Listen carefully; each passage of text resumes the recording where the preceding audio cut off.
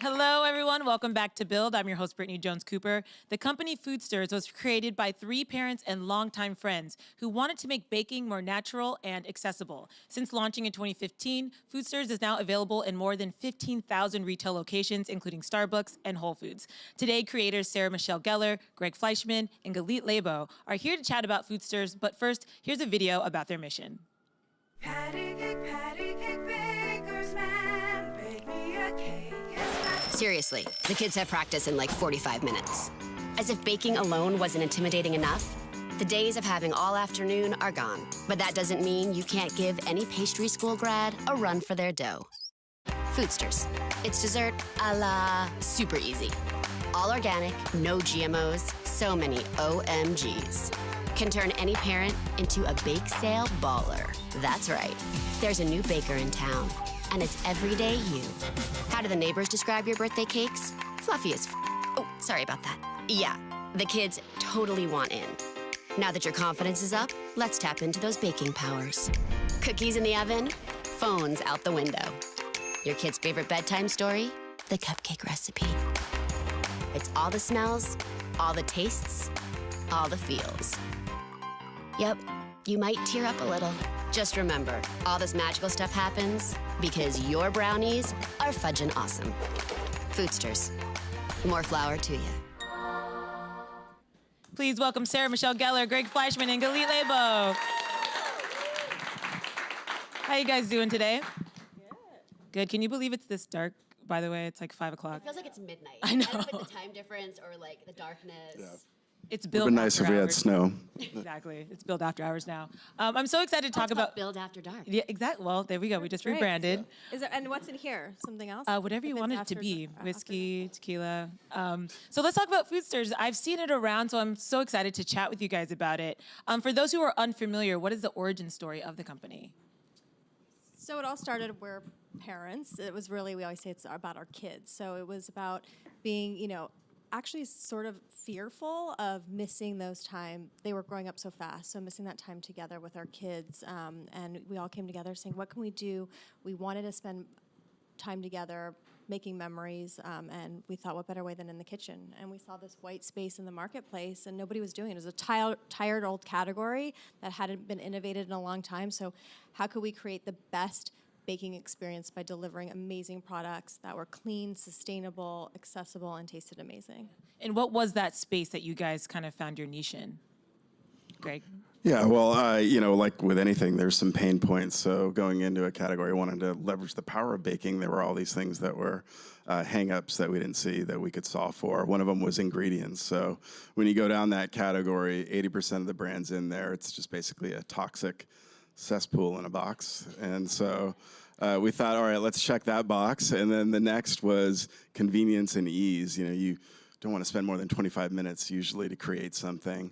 And then the last would be this amazing from-scratch flavor. So as we were thinking about creating a brand that would leverage the power of baking, we wanted to solve for all those pain points, which we did, I think, so far. And let's talk about the ingredients. First, what are some of the things that are in, baking that we weren't maybe aware of that aren't so great for us? Because I actually didn't know. Well, I think it's interesting. When you think about baking, what comes to mind? Flour, right? Eggs. Sugar, eggs. When you look at these boxed ingredients, the number 1 and 2 ingredients are salt, are dyes that should never be to make why is there a blue dye in a yellow cake? All these odd things. So I think for us, it was about paring down what those ingredients were and searching them out individually. Yeah, and flour makes up typically 65% of any baking mix, and flour is one of the most, it's a raw material crop that's grown with the most pesticides. So that's a big deal. And then when you think about baking mix boxes, the flour in there is usually coming from 100 or 150 different farms. So that means you've got GMOs in there, you've got pesticides, and that becomes an issue really with flavor, but also personal wellness. So. How did you guys even know where to start with this? Like, you're telling me that I'm clueless. So what kind of research went into kind of finding out where to source the best products? Google. Yes. We have a lot of personal experience in the category and in the natural products industry as a whole. So it's no wonder about how you would identify something clean to begin with. First, entry point is organic. which is a big one, and then going and looking at how things are made and what they could do for a next step in terms of agriculture. So one was, it was once you knew what we wanted, we wanted single origin, so go after and just source flour from one particular farm that we knew was growing the purest way possible. So we went into that with a philosophy and a mission, and then just went and we did use Google and other network to find those farmers out there that would be able to supply us. And is local something that's important, or is it just the best materials? It's the best materials because from all over the country, and I think that's one thing we're really proud of is sourcing from all places all over the world, like our flour sourced in Montana, but our chocolate sourced in Peru, and so it's the most fairly traded chocolate on the planet. We deal directly. We all three went down to Peru last year and met with the farmers, met with the manufacturer, the supplier, and really build relationships. And that's what for us it's all about, is actually not just getting ingredients and having them shipped in a box and never knowing where it's from. It's the transparency and really being able to trace it back to the source and making sure that we're taking care of the people that are providing us the ingredients. We are sweet. Oh, sorry, go ahead. I just think it's funny when you tell people you're going to go to a farm to see how they grow their crops. Usually they're not thinking about baking mixes when you tell them. Yeah. Yeah. Just let that sit for a second, and then you guys will get what I say. It'll hit you later. That happened with when we tried 26 different chocolates in the world, and the one we found was based in Peru, and I remember they didn't want to have anything to do with us because they were like, baking mix, forget that. You guys are going to be super small. So through personal connections and going down there, we were able to source, which is the best cocoa on the planet for us. And then our sweetener comes from Paraguay. So we use a biodynamic sweetener, which is the ultimate form of agriculture. There's nothing pure in how things are grown, no chemical inputs at all. And that is important. So sugar, cocoa, and flour make up about 80% of all of our recipes, and that is the best ingredients. And how important is it for you guys to continue to innovate? Because I read that now a lot of your products are certified glyphosate. Is that right? Residue Glyphosate. Glyphosate. That's so wild. I was really bad at science in high school. So explain to me what that is and why it was important to make sure that wasn't in your products. Yeah, I mean, so we are organic. Everything's organic and non-GMO. We're using identity preserved as a single origin way for flour, but you can grow something in its pure form, but then once it gets manufactured, that's when some contamination can come into play. So what glyphosate certification does is test what's in the box to ensure it is free of any harmful chemicals. And we are the first nationally distributed brand to get that certification. So if you're a consumer, you then feel ultimate confidence and peace of mind that nothing that is in the box is going to hurt you. Let's talk about these boxes, because the kits that you guys have are so cute, first of all. I'm somebody who is so intimidated by baking things and making them look good. Like, I can bake things, but they don't look great. But you guys have, like, this is one of your kits, and it's like a melted snowman. So where do the ideas come from for these? Really always goes back to the kids. I mean, the kids are getting a lot of play here. So it's really, we created the kits as, to create that experience, right? I think parents were overwhelmed with finding something to do, and baking's intimidating as it is. So what if we delivered you a box that had everything that you needed except for the milk or the one egg that you need or the couple tablespoons of butter, to create not only an experience but something that actually is going to turn out looking pretty good. So. And also, you'd probably have to go to 10 different stores to be able to get all the different, like, accoutrements that go in there, because maybe you could find organic flour, but you're not going to be able to find organic sprinkles or dye-free colored packets or any of those. So we make it really simple so that it's a one-stop shop to be able to make something that you can. I always used to joke that Instagram was for cats and for your kids, and since I'm allergic to cats and I don't put my kids on Instagram, I needed to learn how to make cute baking ideas so that I could have something to post. What are your kids' favorite kits to make? My kids are super into the pancakes. We make rainbow pancakes those. pretty much every weekend. Yeah, the snowman one right now is a big hit. Yeah. Anything donut. We have a Galaxy donut one. It's awesome. That one is really cool. I think we have a photo of the gingerbread. Those are my personal favorite to make every year. And like you said, you have to go so many different places, and I love that it's all in one box. What kind of time commitment are we talking, though? Like, how many steps do we have? 6 steps or less. Okay. Yeah. And that's every mix, kit? and then it's usually 6 steps to make the mix. It all comes with the mixes that we sell at retail. So this particular kit comes with our gingerbread cookie mix, and then takes about 20 minutes in the oven to bake, or even less. The cookies take about 10 to 20 minutes, and then you're just decorating. So it's really about, however long you want it to be. Some people want it to be really quick, and some people want it to drag out a little bit. This is really about the experience. Yeah. And do you have special ones for different, like I see these are both like Christmas themed. Is that really fun to like every season roll out different kind of kits?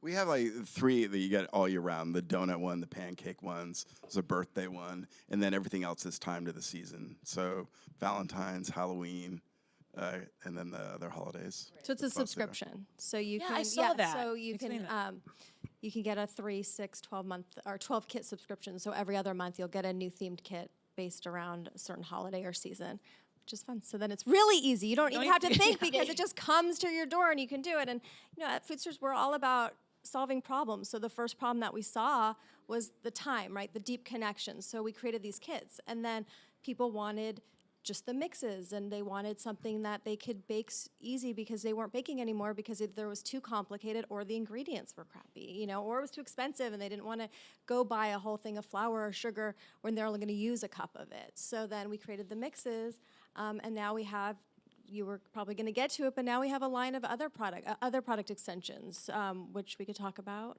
Yeah, go for it. I know what is the granola bars. Yes. Right? Who wants to take? You can take that. Well, that started, again, going back to our children as we were on this field trip and we were watching the kids, and they all had these like bars as a snack, and a lot of them would open up the wrapper. So the first thing you think about is just the waste, right? Every time you open one of those bars that you throw in your bag, and you're creating extra waste. And then a lot of times you eat half of it and you're full, and you toss it. And also, what are the ingredients in them? And again, they were, really high in sugar. They had dyes, they had chemicals. And so we thought, what if we could create one that you could make really simply on a Sunday night for 20 minutes, and then you could cut it up throughout the week and use reusable bags, and again, hitting all those points of better for the environment, better for your health, and also tastes really good. I think at the end of the day, when people taste clean food, you're always like, wow, this tastes so much better. Oh, that's surprising because there's no chemicals and nothing treated in it.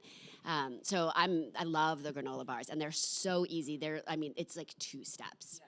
You guys also have the mug cakes. Oh, yeah. Which I cannot wait to try. Because one, they're really quick, right? Like, Yeah. so explain, 1 minute. Right. So that's no commitment, and it's like a personal size. Yeah.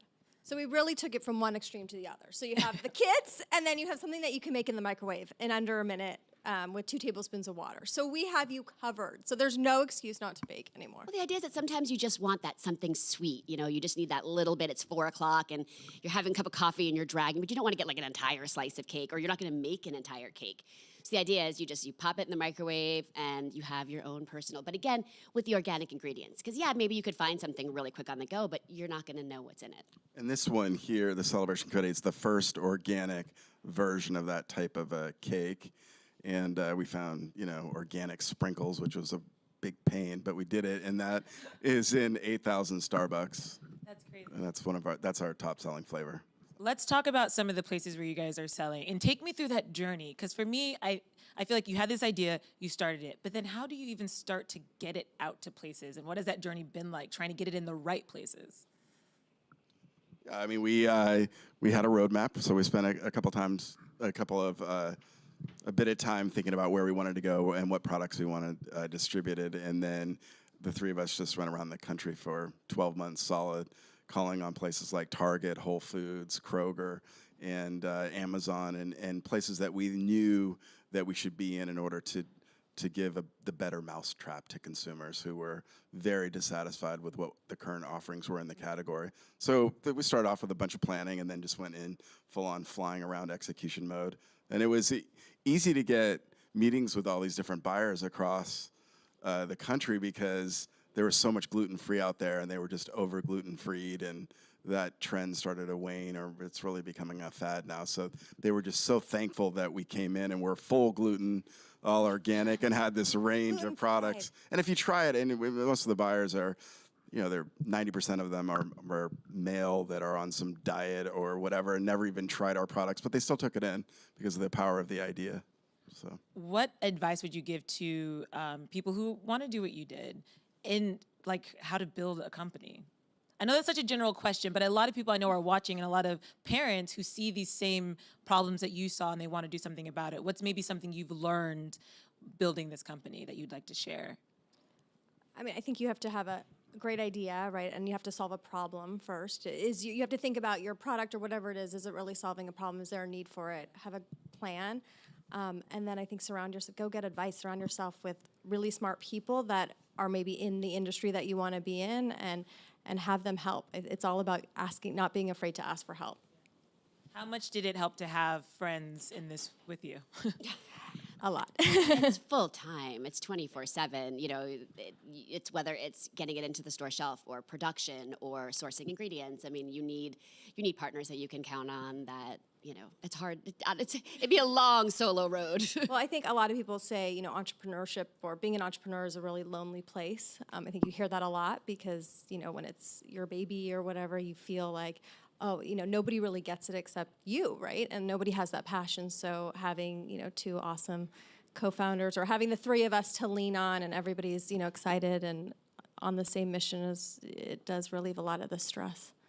So where do we see Foodstirs in 5 years? Obviously, you guys have the mugs, you've got cookies, you've got pancakes, you've cornered the market in baking. So I don't know how many other products, but like, where would you like to see the company in 5 years? Is there like a goal that you have in mind?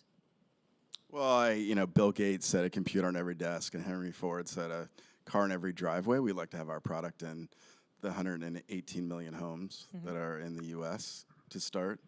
I think that's just that we want to have next year. That's a starting. So help us out.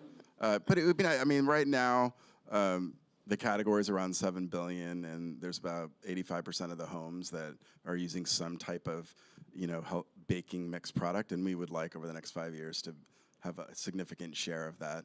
And it's doable because we have something that is unique and something that is a good idea and something that nobody else is doing. So. I think for me, I always say that when you say, may I have a Kleenex, you think of it, right? You say Kleenex, you don't say tissue. So I just hope that when you think of clean baking and that type of product, that you just say Foodstirs without thinking. Well, I do, so goal accomplished. Yes, I'm done. I can retire. You got one.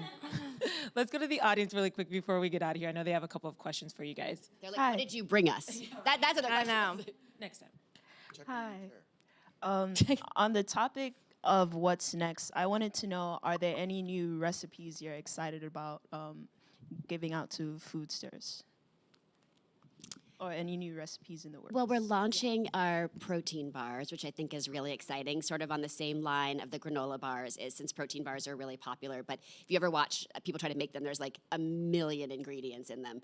So so this makes it really simple. Again, it's just, a little oil, a little water, and you can make your own protein bars and divvy them up through the week. So it's not only healthier for you, but it's cost effective. Thank you. You guys should do like milkshakes. We do. If you go on the website. Yeah, we do. We have If a you really go on good- foodstirs.com, Yeah. in the recipe section, you'll find a lot of We We have actually have cake, quite a Easy few good recipes. milkshakes. Oh my God, we perfect. have Okay. cake shake, cookie shake, brownie shake You guys are recipes. so smart. I love it. Next question? Or was that? Yeah. Hi. What's it like being in the grocery store with your kids and like walking down an aisle and seeing something that you made yourself and you got to put out there? I think for me, it's really incredible because I think for so long my kids had no concept of what I actually do because there's no tangible object, and it's not like my 9-year-old is going to be watching Cruel Intentions at home or my 3-year-old at the time.